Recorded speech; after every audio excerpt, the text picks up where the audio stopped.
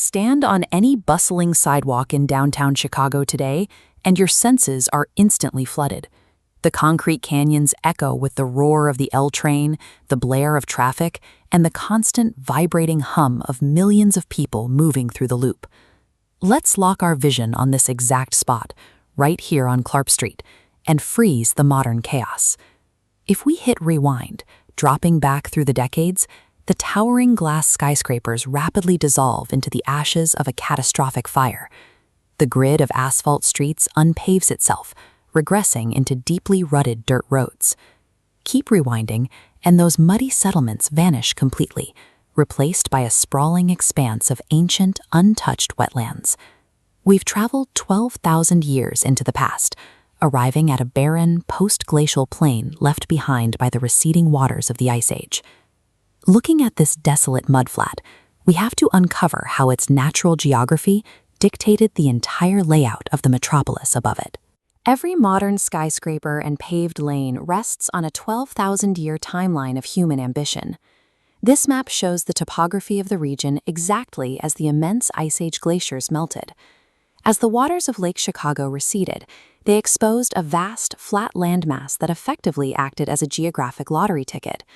The newly exposed terrain formed a narrow, perfectly positioned corridor linking the immense Great Lakes Basin directly to the sprawling Mississippi River system. But this crucial gateway came with a severe natural obstacle. The lower elevations were dominated by thick, difficult swamps that made overland travel nearly impossible. Indigenous peoples immediately recognized the strategic value of the region and solved the navigation problem. They carved out travel routes along the higher, drier limestone ridges that naturally bypassed the deepest mud. Thousands of years of continuous foot traffic compacted the soil along this specific wedge, turning a natural elevation into a permanent, heavily beaten trail. Centuries later, engineers would pave directly over that exact indigenous trail and name it Clark Street. The grid of the modern city is a direct overlay onto this naturally determined ancient blueprint. When American settlers arrived to establish a trading post, they didn't reinvent the local geography. They utilized those exact same high-ground corridors to lay down their first streets. This specific corridor quickly became the epicenter for a frantic industrial boom.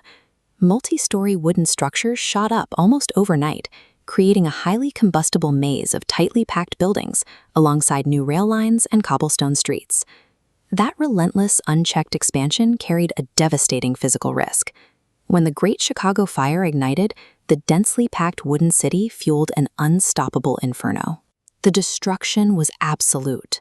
Block after block of rapid progress was leveled, turning a booming metropolis into a smoldering ruin of isolated brick chimneys and reducing the environment back to the raw earth.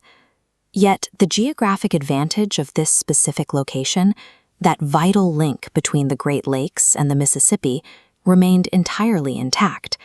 The physical city was gone, but the economic value of the coordinate made rebuilding inevitable.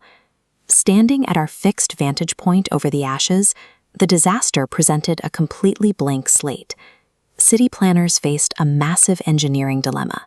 They needed to rebuild on the exact same high-value geographic footprint and maximize every square inch of space, but they could no longer rely on sprawling, vulnerable wooden construction.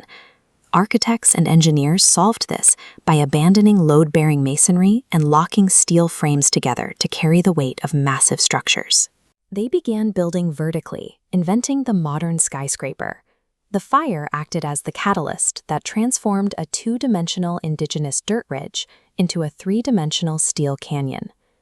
Jumping into the 20th century, extreme urban density immediately returned.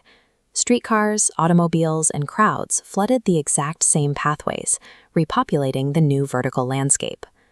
Today, while the specific steel and glass facades are constantly updated and replaced, the true constant of this location remains the relentless flow of human life through this precise geographic artery. A city like this operates as a living, breathing entity.